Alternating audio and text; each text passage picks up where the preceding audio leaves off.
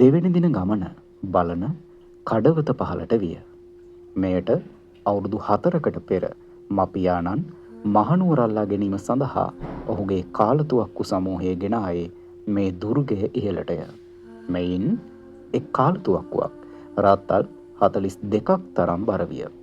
මේ කටයුත්ත මාගේ මවිතයට හේතු විය. තුවක්කු ගසකින් තවත් ගසකට ඇද බැඳීමෙන් මෙසේ කෙරිණියයි මම පසුව දැනගතිමි. මේ දුර්ග මාර්ගය බෙහෙවින් පටු අබලන් ප්‍රපාතාකාර ගල් සහිත එකක් හේයින් කිසි අයෙකුට හෝ අසරුවකුට මෙය පසු කර යා නොහැකිය.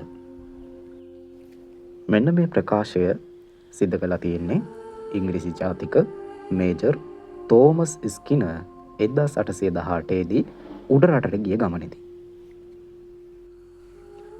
ඉතින් ආයිබෝවන්, ඔයාලට මතක ඇති මේකට කලින් මම දාලා තියෙන වීඩියෝ එකේ කෙටි වෙලාවකින් ඔයාලට යන්න පුළුවන් ලස්සන තැනක් ගැන මම කිව්වා. ඔන්න ඉතින් අදත් ඔයාලව දැනුවත් කරන්න යන්නේ ඓතිහාසික වශයෙන් වැදගත්, හැබැයි කට්ටිය වැඩි යන්නේ නැති ලස්සන වැදගත් තැනක් ගැන.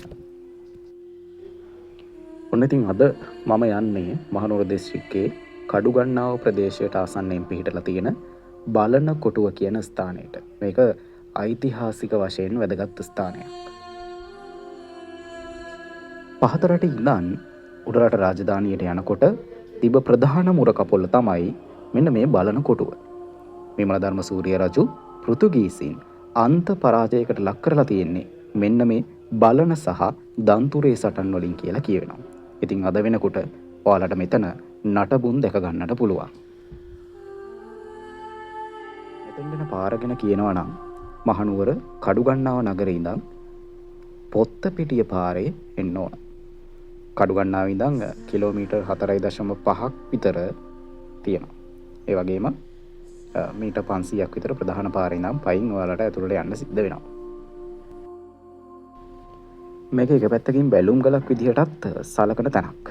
බතලේගල, අලගල්ල, දෙවනගල, උතුවංකන්ද, ඒ වගේම කඳු රැසක් වගේම මාවනැල්ල නගරයත් ඔයාලට හොඳට බලා ගන්න පුළුවන්. මෙන්න මේ බතලේගල ඔයාලා දැකලා ඇති. කඩුගන්නාව ඉඳන් මාවනැල්ල පැත්තට යද්දි වම් අත පැත්තේ ඔයාලට පේන්න තියෙනවා.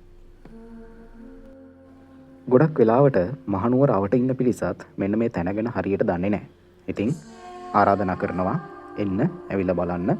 මේක මේ ඓතිහාසික වශයෙන් වැදගත් වගේම හරි සුන්දර ස්ථානයක්. ඉතින් තවත් මේ වගේ වැදගත් සුන්දර ස්ථානයක වීඩියෝ එකකුත් එක්ක නැවතත් හමු වෙන්නම්. ඉතින් මෙන්න මේ පුංචි වීඩියෝ එකෙන් අදට සමු ගන්නවා. නරඹන්න ලයික් එකක් දාලා යාළුවොත් අතරෙත් බෙදා හරින්න කියලා ඉල්ලීමක් කරමින් එහෙනම් නැවත හමු වෙමු.